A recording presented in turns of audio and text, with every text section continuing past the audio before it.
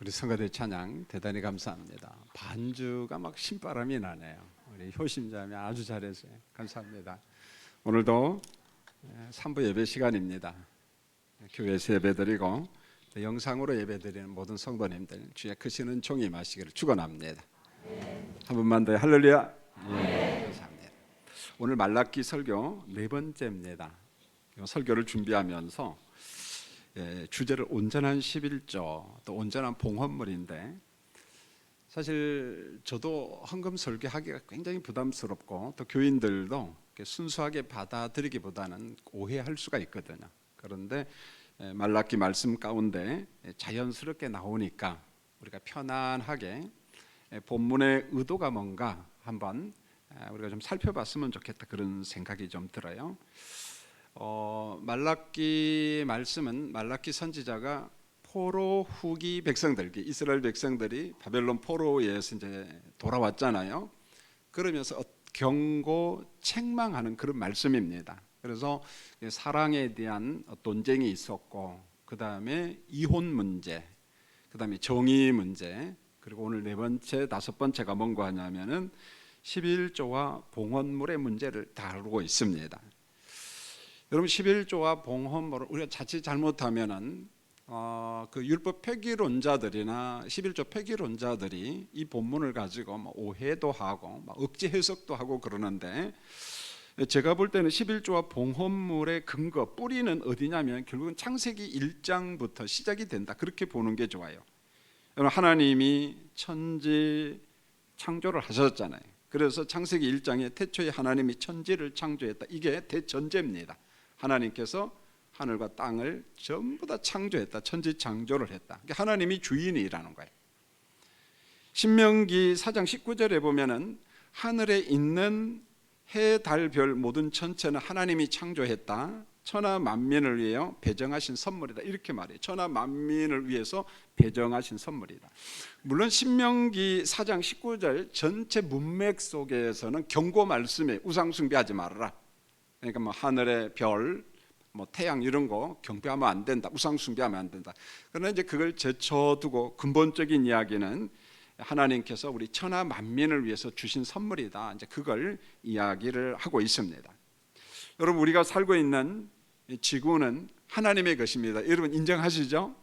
예, 우리가 인정해야 돼, 고백해야 돼요.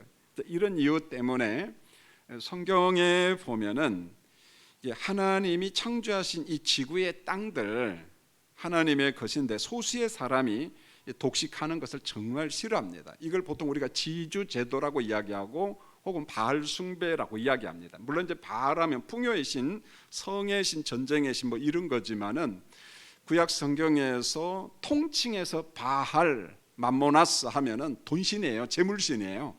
그러니까 모든 사람의 것을 내가 독식해야 된다는 그런 욕심이죠, 사실은요. 그러니까 하나님께서 그걸 너무너무 싫어하셔요. 레위기 25장 23절에 보면 토지는 모두가 하나님의 것이다, 이렇게 말해요. 여러분, 이 말씀을 우리 삶에 그대로 적용하면은 인간은 하나님의 것을 얼마 동안 빌려 쓰다가 하나님이 부르시면 가야 돼요. 할렐루야. 우리는 하나님의 것을 빌려 쓰는 사람입니다. 하나님이 주인이시고 우리는 얼마간 빌려 쓰는 거예요. 물론 이제 우리가 사유재산을 인정하죠. 그걸 제가 부정하는 게 아닙니다. 그래서 우리가 토지 공개념 제도를 이야기할 때도 그것을 복음적으로 이해하는 사람이 있고, 어떤 사람은 공산주의식으로 이해하는 사람이 있는데, 어떤 공산주의 논리로 제가 이야기하는 건 아니고 하나님의 방법대로 하나님의 것이다, 천지는. 그리고 우리는 그것을 하나님 앞에 얼마 동안 빌려 쓰다가 하나님이 때가 되면 오라 하면 우리는 가는 거예요. 다 놔두고 가야만이 됩니다. 그래서 창세기 기사 말씀을 쭉 보면은 하나님의 것에 대한 기사가 너무너무 많이 나와요. 창세기 1장 10절로 11절에 보면, 자, 지구에는 땅과 물이 있는데 땅에는 풀과 씨 맺는 채소, 열매 맺는 나무가 있다. 이게 전부 다 인간들에게 주신 먹거리거든요. 보면은 창세기 1장 14절에 지구를 위해서 광명체를 창조하고 땅을 비추게 했다. 지금 태양빛이 막 비추고 있잖아요. 또 밤에는 별과 달이 있기 때문에 또 우리의 길을 찾아갈 수가 있잖아요. 창세기 1장 20절에 물에는 생물들이 번성하고 하늘에는 새들이 있고, 창세기 1장 24절에 땅에는 다양한 생물, 가축, 짐승이 있습니다. 자, 마지막으로 이 모든 것을 구비한 다음에, 창조한 다음에 하나님께서 누구를 창조했냐면 사람을 창조했어요. 그리고 사람을 창조할 때도 뭐 이상하게 창조한 게 아니라 성경에는 우리의 형상을 따라서, 하나님의 성품을 따라서, 하나님의 그 속성이 있잖아요. 뭐 공의의 속성, 뭐 이런 속성이 있는데 그 속성을 따라서 하나님께서 인간을 창조했다, 그렇게 이야기했어요. 그리고 난 다음에 창세기 1장 28절, 창세기 1장 29절, 창세기 1장 30절에 보면은 이 모든 것을 전부 다 창조해 놓고 내가 너희에게 이 먹거리를 전부 다 주마, 그렇게 이야기했어요. 우리에게 다 줬다는 말입니다. 하나님이 창조하신 것을 잘 활용하고 그걸 가지고 의식주를 해결하라, 이렇게 이야기했어요. 여러분, 우리가 창세기 1장을 보면서 제가 여러분들에게 이제 이런 질문을 하는데 여러분 자신감 있게 한번 대답해 보시기 바랍니다. 여러분, 인간이 이 지구, 우주 만물 가운데 있는 것 중에 원재료를 단 한 가지라도 창조한 게 있나요, 없나요, 여러분? 목소리가 막 지금 가물가물합니다. 다시 한 번만 물어보겠어요. 다시 물어봐도 대답은 동일해야 돼요. 자, 우주 만물 가운데 지구에 하나님이 그 창조한 거 있는데 그 원재료를 우리 인간이 창조한 게 단 한 개라도 있나요? 하나도 없습니다, 여러분요. 정말 하나도 없습니다. 여러분, 지금 우리가 예배 시간에 숨을 쉬잖아요. 자, 산소를 마시고 이산화탄소를 뱉고 하는데 그것도 여러분의 작품인가요? 아니에요, 여러분. 하나님의 작품이에요. 여러분. 하나님의 작품입니다. 여러분, 숨 쉬는 거 우리가 참 슬픈 역사가 있잖아요. 그 크메르 캄보디아잖아요. 킬링필드 사건 알잖아요. 그래서 폴포트 정권, 공산주의 정권이 들어와 가지고 어떤 자본주의 영향을 받은 사람을 죽인다고 해가지고 학교 선생님들, 병원의 의사, 간호사들, 엔지니어들을 전부 다 죽일 때 여러분 어떻게 죽인 줄 아세요? 총살해서 죽인 게 아니에요. 왜요? 총알이 아깝다고. 그래서 비닐이 봉투 갖다가 머리에다 씌운 거예요. 그리고 손을 갖다 꽁꽁 묶고요. 그러면 뭘 못 쉬어서 죽은 거예요? 숨이 막혀서 죽은 겁니다. 여러분요, 숨 쉰다는 게 보통 일이 아니에요. 얼마나 귀한지 몰라요. 얼마나 귀한지요. 그런데 그 호흡하는 거, 숨을 쉬는 산소도 하나님이 만드신 작품이라는 거예요. 햇빛도 마찬가지고 때를 따라 이른 비와 늦은 비를 주시는데 그것도 하나님이 그런 거예요.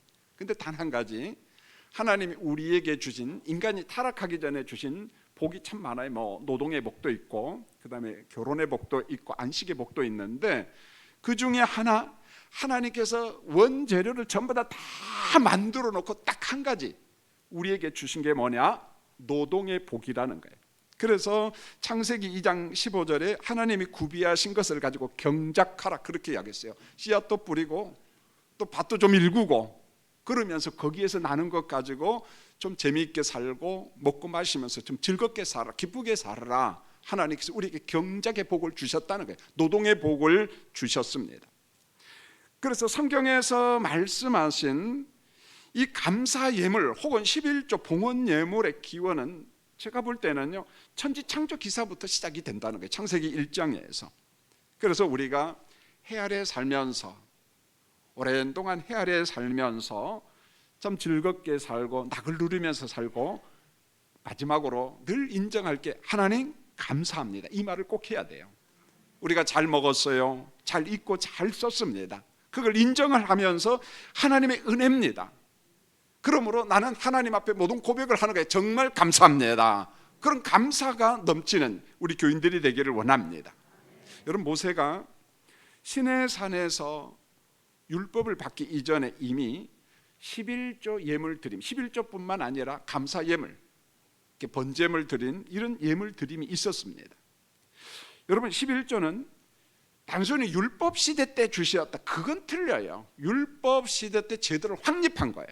아주 구체적으로 이렇게 하라라는 제도를, 규정을 확립한 거죠.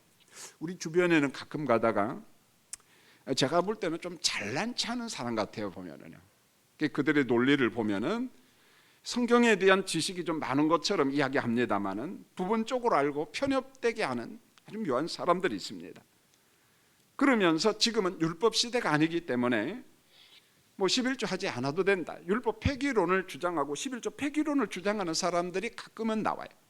뭐 신학자들 가운데도 그런 사람이 있고 좀 똑똑하다고 하는 사람들 가운데 그렇게 주장을 합니다. 그러나 성경 66권, 심지어는 율법 시대 이전에, 율법을 주어지기 전에 성경의 말씀에 대해서 포괄적으로 이해하지 못한 사람이에요. 자, 그렇게 이야기하는 사람, 11조 폐기론, 율법 폐기론을 주장하는 사람들한테는 차라리 좀 정직했으면 좋겠어요. 이렇게. 뭐가 정직하냐면, 야, 난 돈 없다, 나 헌금하는 돈이 너무 아깝다, 그러므로 난 11조 못하겠다, 나 헌금 안 하겠다. 그게 차라리 나아요. 그게 차라리 정직하다는 겁니다. 엉뚱하게 성경을 빙자해서 성경 말씀을 가져와서 11조 폐기론을 주장하는 사람들은 제가 볼 때는 불량한 사람이고 정직하지 못한 사람이라는 거예요. 하나님의 말씀을 단편적으로 해석하고 하나님의 말씀을 그저 자기 멋대로 해석하는 그런 사람이라는 거예요. 여러분, 모세가 시내산에서 율법을 받기 이전에 감사 종류를 한번 볼까요? 여러분, 창세기 4장을 보면은 가인과 아벨이 등장합니다. 땅의 것을 가지고 하나님 앞에 감사 제사를 드려요. 물론 하나님께서 가인의 것은 받지 않았다고 이야기합니다. 그러면 이 감사 제도는 누구로부터 배웠을까요? 아버지 아담한테 배운 거예요. 모든 것이 아버지 아담으로부터 배웠어요. 그러나 세월이 지난 후에 창세기 4장에 보면 그런 단어가 나와요. 시간이. 세월이 지난 이후에 가인과 아벨이 아버지로부터 배운 원칙에서 벗어나요. 아벨은 지킵니다, 그대로. 그러나 가인은 자기 마음대로 합니다. 결국 하나님으로부터 버림받아요. 자, 중요한 것은 가인과 아벨은 땅의 것을 가지고 하나님 앞에 감사 제사를 드렸다, 감사했습니다. 예물을 드렸어요. 여러분, 창세기 8장 20절에 보면은 노아는 홍수 심판 이후에 하나님 앞에 정결한 짐승으로 하나님 앞에 번제를 드려요. 아주 정성껏 하나님께서 번제를 하나님께 드릴 때 받아주십니다. 창세기 12장 7절로 8절에 보면 그 유명한 아브라함의 이주 사건이 있잖아요. 자, 가나안 땅에 들어왔습니다. 처음 들어온 게 어디냐면은 세겜 땅이었어요. 자, 그곳에서 감사 제단을 드려요. 하나님 앞에 예배드려요. 그리고 거기에서 베델의 동편으로 옮깁니다. 그래서 베델과 아이성 사이 가운데서 이주해갖고 거기서 감사 예배를 또 드립니다. 그래서 우리 성도님들 가운데 이 말씀을 기억하는 사람이 굉장히 많아요. 그래서 목사님, 저 이사했어요, 이사 감사 예배를 좀 드리게 해주세요. 그리고 이 말씀을 기억합니다. 아브라함이 그랬어요. 우리의 삶의 거주지가 옮길 때마다, 이사할 때마다 하나님, 내가 여기에서도 은혜 받고 살기를 원합니다, 내게 좀 은혜를 주세요. 그런 순수한 마음이 여러분의 마음속에 있기를 원합니다.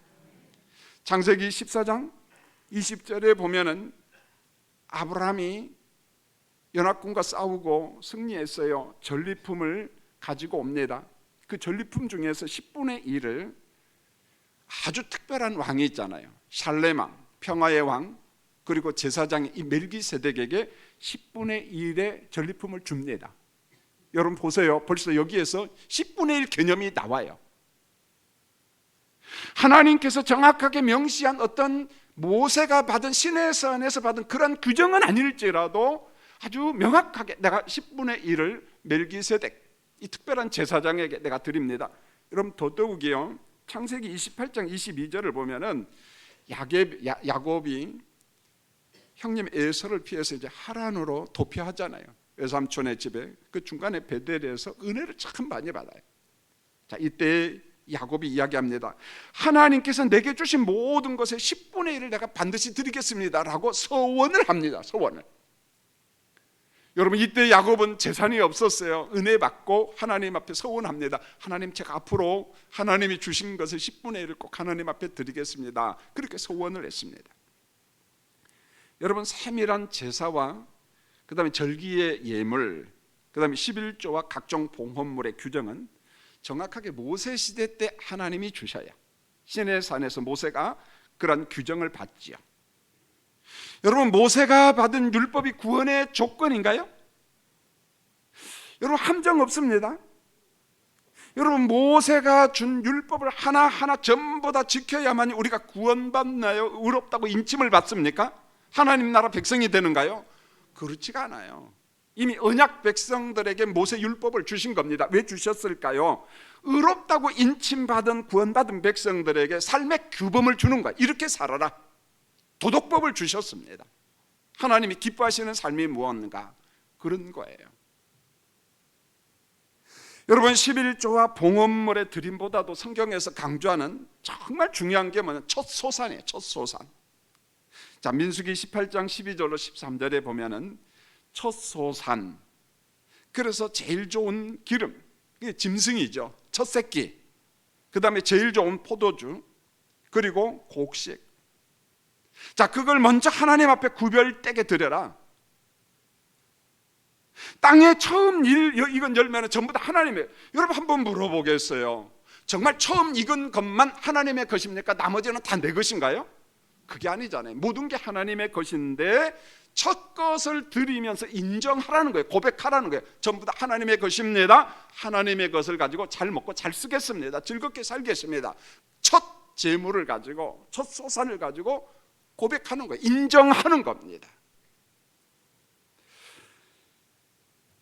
여러분, 구약에서 11조는 엄밀하게 말하면 레위지파의 양식입니다. 레위지파의 의식주입니다. 민수기 18장 21절에 11조는 레위지파의 양식이라고 이야기했어요. 이게 왜 나오냐면은 여호수아가 이제 가나안 땅을 정복합니다. 물론 이미 동편 땅도 정복하고 이제 서편도 다 정복을 하는데 12지파에게 기업 분배를 해요. 그래서 전부 다 나눠주는데 그 중에서 레위지파에게는 기업이 없습니다. 물론 48개 성읍은 줘요. 그러나 엄밀하게 말해서 기업은 없습니다. 그러다 보니까 이거 어떻게 하지 이제? 근데 하나님께서 말씀합니다. 백성들이 드린 11조와 봉헌물은 레위지파의 양식으로 삼으라, 먹거리로 삼으라, 그렇게 이야기합니다. 그러니까 11조가 레위지파의 기업이에요. 먹거리입니다. 자, 민수기 18장 26절에 보면은 11조와 봉헌물에서 먹을 양식을 받은 레위지파는 반드시 또 11조를 해야 돼요. 제가 왜 이야기를 하냐면 가끔가다 이런 사람이 있어요. 11조로 사렙이 먹거리를 받았으니까 나는 11조 다시 안 해도 돼 하는 요상한 목회자가 있습니다. 그러면 안 된다는 거예요.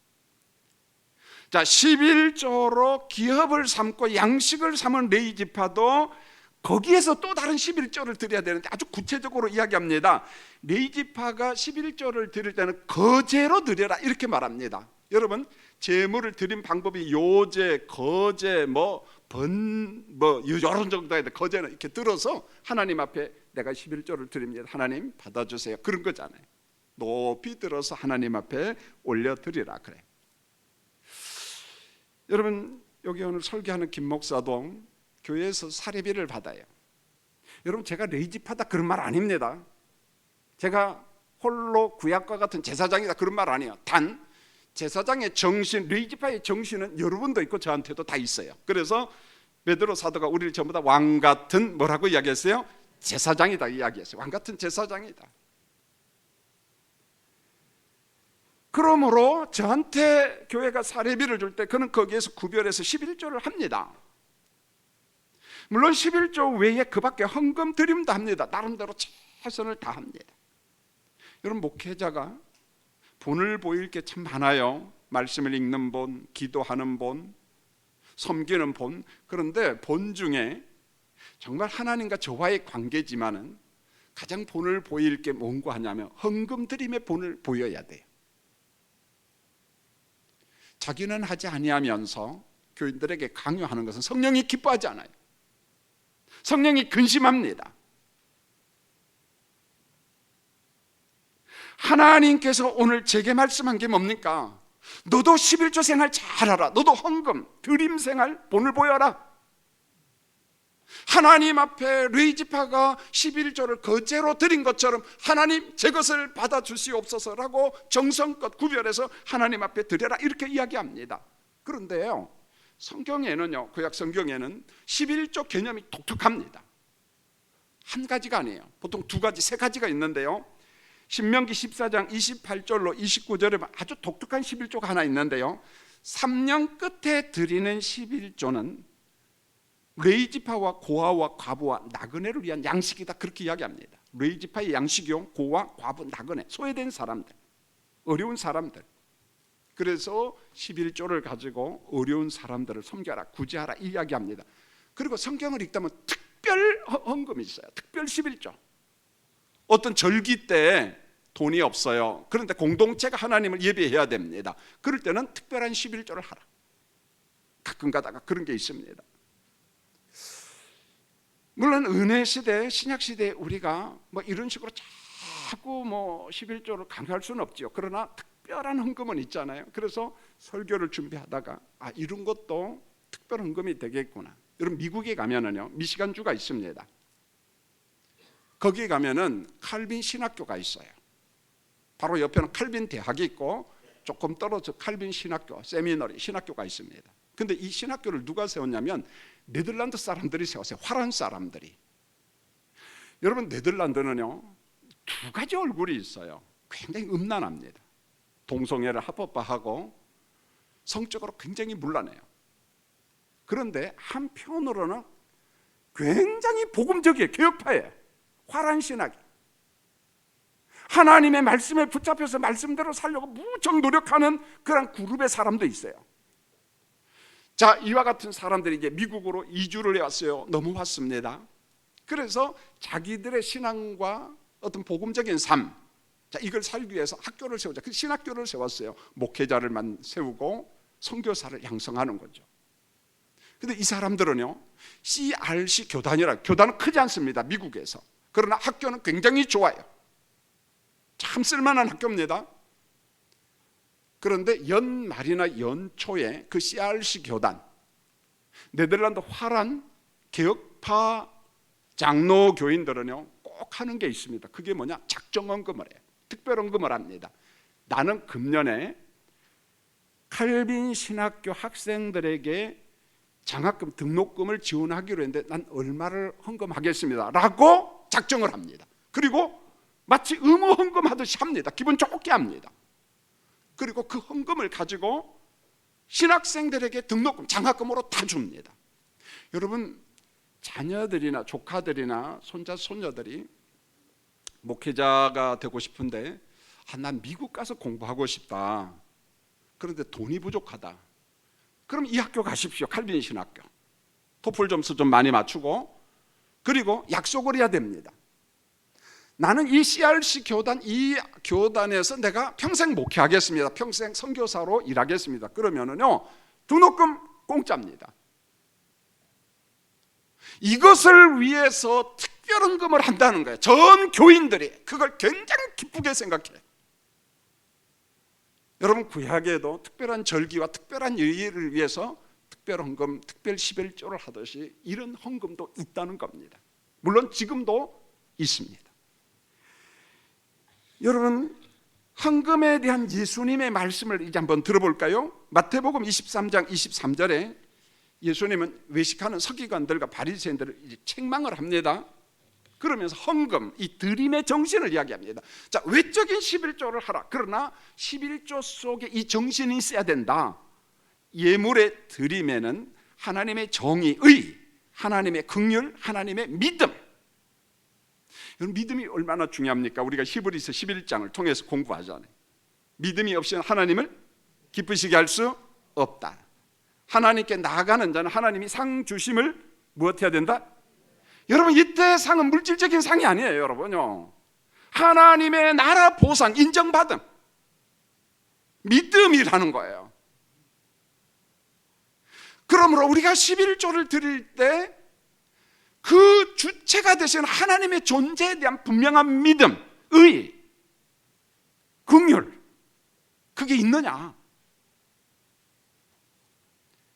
여러분, 바울 사도의 헌금론은 그걸 또 뛰어넘어갑니다. 여러분, 교회 비용과 목회자 생활비와 특별히 바울 사도는 그 초대교회가 너무 가난했어요. 그래서 이 구제, 이걸 굉장히 강조를 많이 합니다. 그런데 구제와 헌금을 하면서 강조하는 게 뭐냐면 억지로 하는 헌금이 아니라 억지라는 말을 씁니다. 여러분, 이 억지라는 게 인간의 본성을 설명해 주잖아요. 긍정의 내용이 아니라 부정이잖아요. 여러분, 우리가 법을 만들었어요. 근데 사람들에게 좋게 이야기하면 잘 들어요, 안 들어요? 잘 안 들어요. 강요를 해야 되고 법이라고 하는 잣대 기준을 대야만이 사람들이 순종을 합니다. 억지로 순종을 하죠. 그런데 하나님께서는 바울 사도를 통해서 이야기합니다. 자, 우리가 헌금 드림에 있어서 억지로 하는 것이 아니라 너그러운 마음, 고린도후서 9장 11절에서 이야기합니다. 여러분, 너그러운 마음은 억지의 반대예요. 자, 억지는 부정적인 단어예요. 너그러움은 긍정입니다.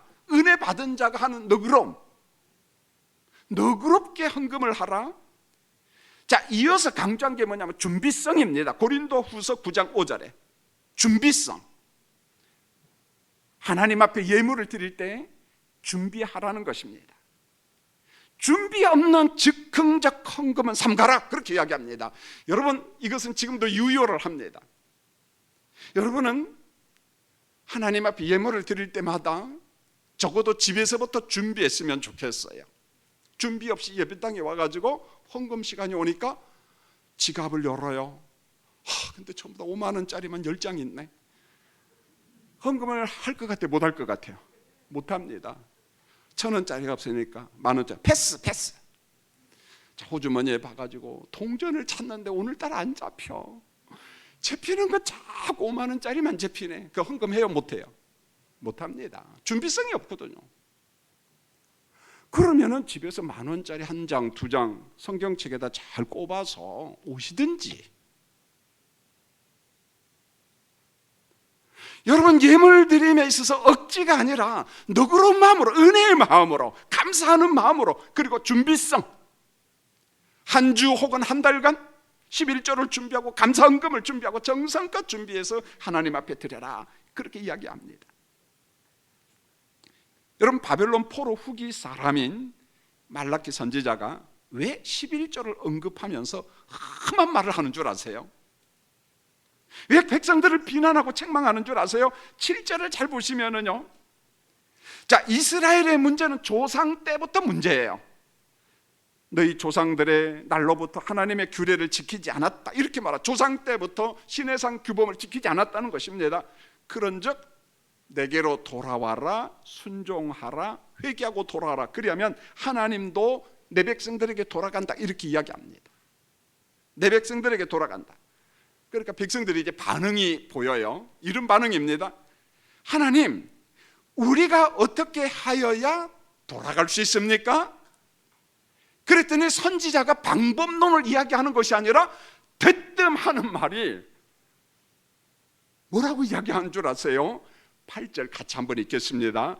여러분, 말라기 선지자가 이야기하는 거 제가 이야기하는 거 아닙니다. 자, 여러분 8절 한번 읽겠습니다. 시작. 사람이 어찌 하나님의 것을 도둑질하겠느냐? 그러나 너희는 나의 것을 도둑질하고도 말하기를 우리가 어떻게 주의 것을 도둑질하였나이까 하는도다. 이는 곧 11조와 봉헌물이라. 어찌 하나님의 11조와 봉헌물을 도둑질했느냐라고 지적하는 겁니다. 여러분, 11조와 봉헌물은 누구의 것이다? 하나님의 것이다. 여러분, 이 말씀을 좀 곰곰이 한번 좀 묵상해 봤으면 좋겠어요. 하나님의 것이다? 하나님의 것이다. 너무 추상적이잖아요. 하나님 부자예요, 안 부자예요? 얼마나 부자인 것 같아요? 근데 부자 하나님께서 무슨 11조 타령합니까? 권사님 11조 가져와. 그 가난뱅이 하나님 아니세요? 여러분, 하나님께서 배가 고파서 11조 타령하고 봉헌물 타령합니까? 그게 아니잖아요. 11조와 봉헌물이, 예물이 하나님의 것이다 라고 하는 말은 무슨 말입니까? 구체적으로 이야기하면 그건 레위 지파의 양식이야, 그런 말이에요. 레위 지파의 먹거리라는 거예요. 여러분, 성전에서 일하는 제사장인 그리고 레위 지파 사람들을 기업을 받지 못했기 때문에 그들의 기업, 먹거리가 있어야 되죠. 양식이 있어야 되잖아요. 그리고 그 당시 법의 울타리 속에서 보호받지 못하는 고아와 갑은 나그네들, 여러분 누가 돕지 못하면 먹을 게 없습니다. 여러분 11조와 봉헌물은 이런 의미에 있어서 구속 헌금이에요. 의무 헌금이에요. 자유 헌금이 아니에요. 자율성이 아닙니다. 여러분 백성들이 드리지 아니하면은 당장의 레위 지파들에게 뭐가 문제가 돼요? 먹거리가 없습니다. 그로 인하여 성전 관리를 못합니다. 예배 진행을 못합니다. 그렇기 때문에 오늘 9절에서 이렇게 말합니다. 신정사회, 이 말씀을 대한민국에 적용하면 안 돼요. 지금요. 온 나라가 하나님의 것을 도둑질했구나, 이렇게 말하는 거예요. 여러분 그 결과로서 저주가 임했다. 이것은요 오늘 이 말씀이죠. 신명기 28장 똑같은 거예요. 순종의 복, 불순종의 뭡니까? 저주라는 거예요. 여러분 바벨론 포로에서 돌아온 후에 가장 시급한 게 뭔 줄 아세요? 바벨론 포로에서 돌아왔습니다. 성전도 회복해야 되고 뭐 해야 될 게 너무 많아요. 1순위가 예배 회복이에요. 예배 회복. 성전 예배를 신속하게 회복해야 되는데 이게 잘 안 되고 있어요. 왜 안 되느냐? 11조와 봉헌물에 대한 문제가 발생이 됐습니다. 여러분 느헤미야 13장 10절에 보면 이에 대한 보충 기사가 나오는데 여러분 같이 한번 읽어볼까요?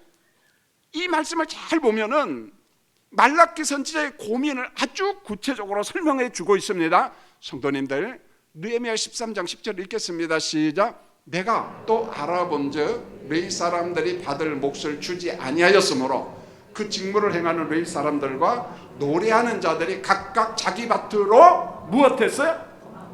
도망갔다는 거예요. 레위 지파가 기업을 받지 못하니까, 양식을 받지 못하니까 배가 고파요. 먹을 것을 구하러 성경에는 자기 밭으로 갔다 이렇게 말하지 않고 밭으로 도망갔다 그런 말이에요. 돈 벌러 갔다 그런 말이에요. 여러분 이제 감이 오지요. 말라기 선지자가 왜 이야기를 하는지요. 여러분 레위 지파가 성전 예배를 집례하지 못하니까, 먹거리가 없어서 밭으로 도망가니까 예배가 무너졌다는 거예요. 이스라엘 공동체가 무너졌다는 것입니다.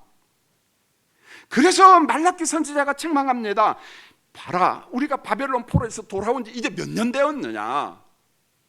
우리가 조상 때부터 말씀을 버렸기 때문에 이런 징벌을 받았는데 우리가 지금 조상들의 죄악으로 다시 가고 있지 않느냐. 죄악의 동굴로 다시 가고 있지 않느냐. 아니 바벨론 포로에서 돌아온 지 얼마 되었다고 왜 우리가 망할 짓을 하지? 여러분 포로에서 순환을 경험한 말라기 선지자는 적당하게 경고할 수가 없습니다. 그래서 강력한 비난, 강력한 책망을 하고 있는 거예요. 왜 하나님의 것을 도둑질하느냐. 여러분 성전 예배 회복은요 돈의 문제가 아니라는 거예요. 여러분들이요 가끔 가다가 부흥사들이나 일부 목사님들이 이 본문을 가지고 교인들에게 헌금을 강요하면서 자꾸 돈 내라 하고 하는데 이게 그 본문입니까? 그런 본문이 아니라는 거예요. 그러니까 오늘 한국교회 성도들이 이 본문만 이야기하면 또 돈 이야기 하는구나 오해를 해버렸잖아요.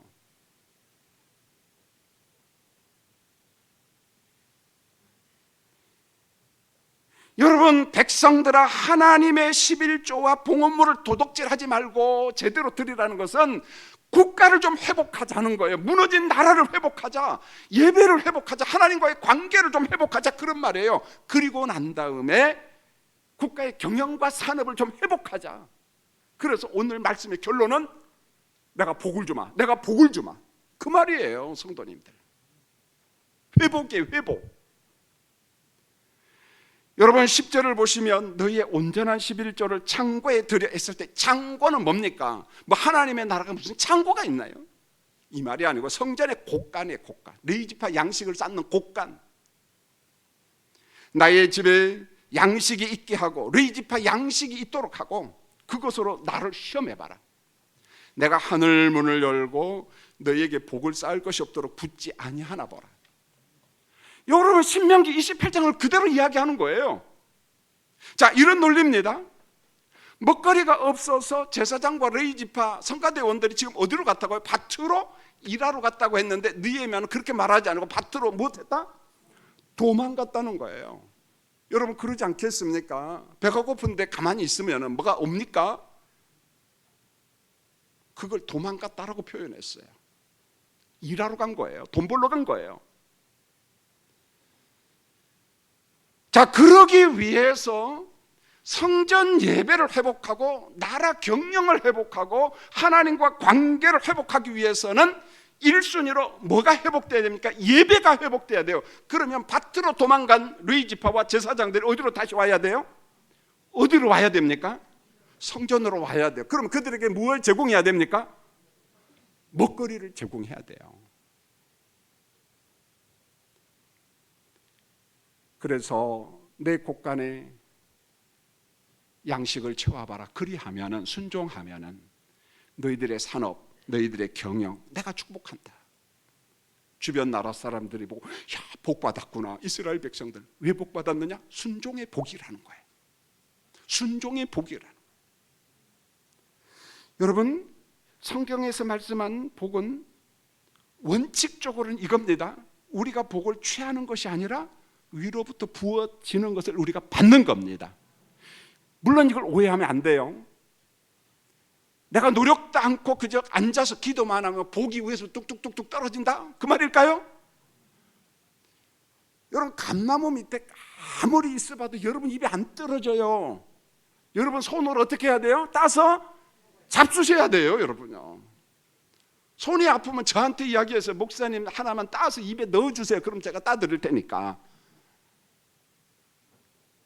여러분 복이 위로부터 임하고 내가 취한다는 말은 게으름이 아니라는 거예요.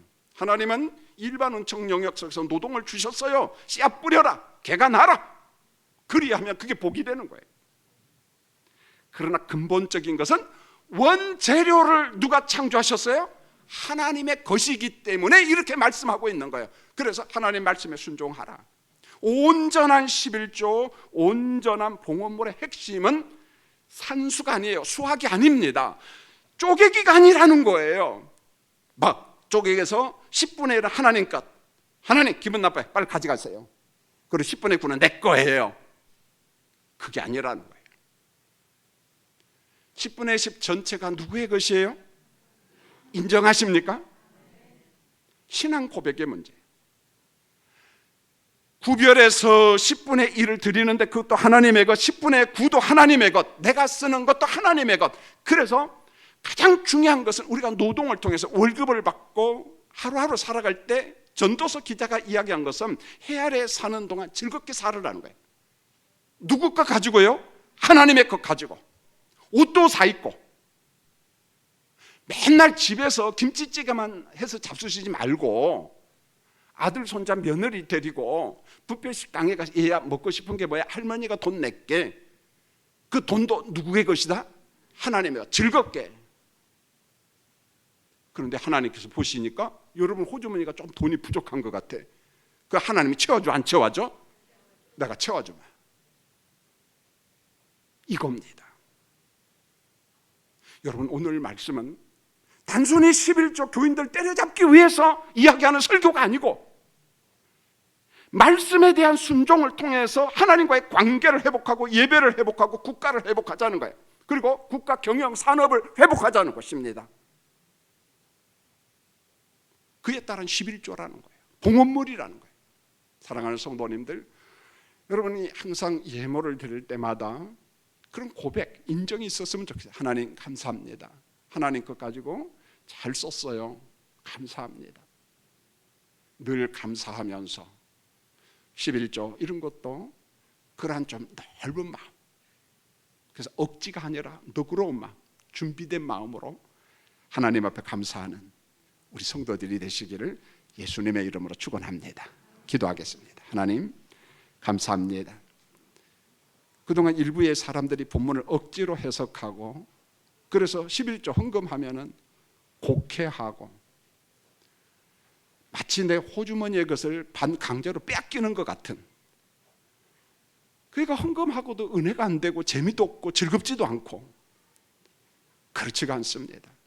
우리가 사는 게 은혜요, 하나님의 것을 하나님께 돌려드리고 또 하나님께서는 산업과 모든 경영을 축복하신다는 사실을 깨닫고 우리 성도들이 오늘 이 말씀에 정신을 회복할 수 있도록 도와주시옵소서. 예수님의 이름으로 기도합니다. 아멘.